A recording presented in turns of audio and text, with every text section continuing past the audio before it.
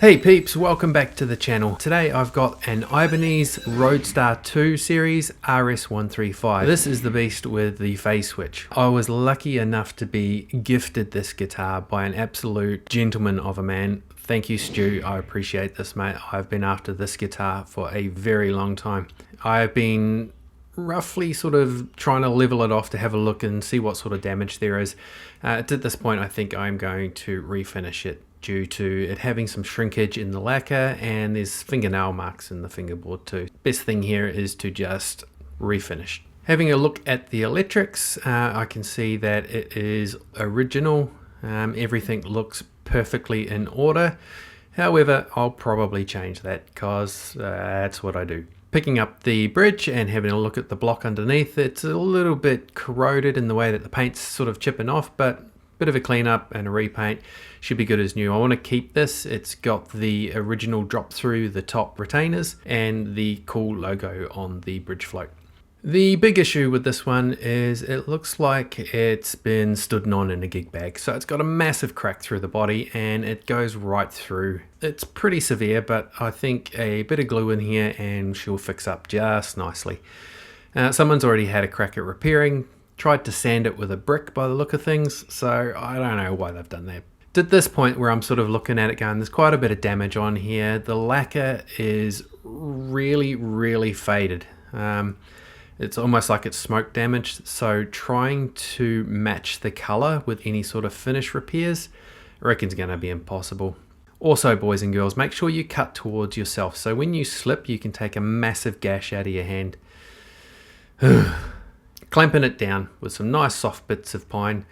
The CA glue or super glue is just absolutely soaking into this. It's the super thin stuff. It just soaks straight in like a sponge. Then clamp it down and hit it with some accelerator, and that should just give me a really good strong bond. To this point that I'm sort of running through my head, what do I do with it? I don't think I can match the paint because of the yellowing. So I'm sort of thinking I might lightly relic it. I don't like the look of the ones that are really over relicked and sort of, you know, looking a bit like they're out of the trash heap. But I think to make this thing look like it's been played a lot might be a good go. Hey, if I don't like it, I can always refinish it. We're not talking a super expensive vintage guitar here, so these things are only worth about $1,000 at the moment. Maybe later on I'll kick myself and go, geez, I should have kept that fully original. It'd be worth $1 million now, but it's unlikely. Looking at the neck's got lots of sort of fingernail gouges and that sort of thing. So I've taken as much of it down as I can. And I decided to stain the timber under the relicking that I did. And if you have a look down there at that neck, you can see I've dyed and stained it to make it look like it's played in. But I will give that about 2,500 coats of lacquer. Back to the wiring. I love the look of braided pushback vintage wire, so I'm putting that into this guitar because this guitar is mine. I'm never going to sell it. There is absolutely no reason to be doing this. It's purely because I like the way it looks. I'm also changing out the green cap for an orange cap. They're both the exact same value, so the roll off on the tone pot is going to be identical. I don't believe that there is going to be any noticeable change in tone when you change out a cap. There's a lot of people that swear by putting in the paper and oil ones because of the tone difference. I can't subscribe to that. I don't know, man. Taping my wires together because it keeps it nice and neat, makes the pickguard easier to mount. When you put it back on, you don't have to fiddle around trying to tuck those wires. And cleaning up the pickup covers, there is God knows what on these things, man. I have no idea what it is. Don't use full isopropyl because it will dry out and crack your plastics eventually. 50% isopropyl, 50% water. Just doing the standard shielding around the pickguard, getting it all looking nice and neat. Looking for some new screws, but I ended up eventually going with the original pickup screws.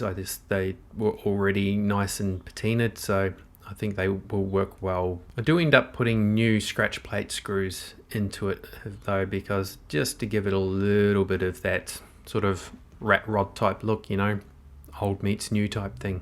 Mounting these pickups back in. Later on I'll set the heights to them once it's all strung up. And there we have the finished pickguard all shielded up for my EMI antenna.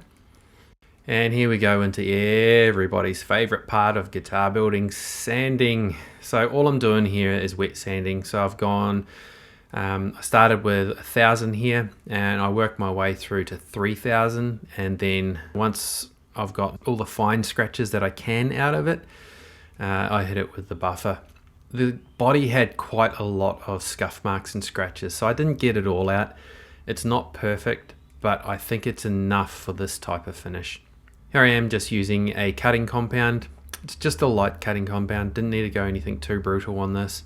It came up pretty good. It's nice and shiny and it suits the guitar, and I'm happy with it. That's the main thing. Here's the neck. This is coat number 2 of 9 coats that I did over 3 days. 1 coat, wait 15 minutes, do that 3 times, and then let it sit overnight. And then the next morning, you get a little bit of a light sand, and then another 3 coats. All up, 9 coats of lacquer on the neck, and it come up really, really nice. Here we are a few days later, taping it all up, getting ready to do a bit of fretwork. It's going to need some leveling, recrowning, and good polishing. I go overkill with masking tape. Masking tape's cheaper than refinishing, so use as much as you want. What I do is I lay down a strip on the neck side, then I do my fret masking, and then I lay down another strip over top of those, so it's all bound together. If I do slip, there's no chance my files are going to go through that masking tape. Overkill, yes, but hey, I don't mind. In my trusty leveling beam, this is just a piece of quad aluminium, and then double-sided my sandpaper to it. I use an 800 grit on that. This little one that you can see me using is a piece of T-shaped aluminium. It just helps me get that detail sanding where I need it, and just making sure that the radius is good on those frets. Here I am marking them off again, getting ready to crown. My crowning file's not the greatest in the world. It's okay, it's a Japanese one. It could do with an update. I think it's a little bit old these days, but does the job, gets me to where I need it to be. Then I roll off with a bit of sandpaper so that you use one finger and get the sandpaper in between just to start getting rid of those tooling marks. And I work my way down to about 1,000 grit paper, and then I work on to steel wool.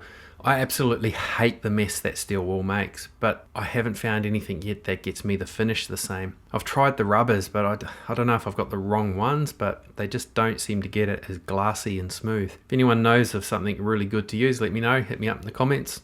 I'd love to check it out. Here's where my over taping actually works really well, because this all comes off super cleanly, all in one piece. No mucking around taking out separate bits. Maybe it saves you time later to spend a little bit more time earlier. And I was really quite happy with how the neck came out.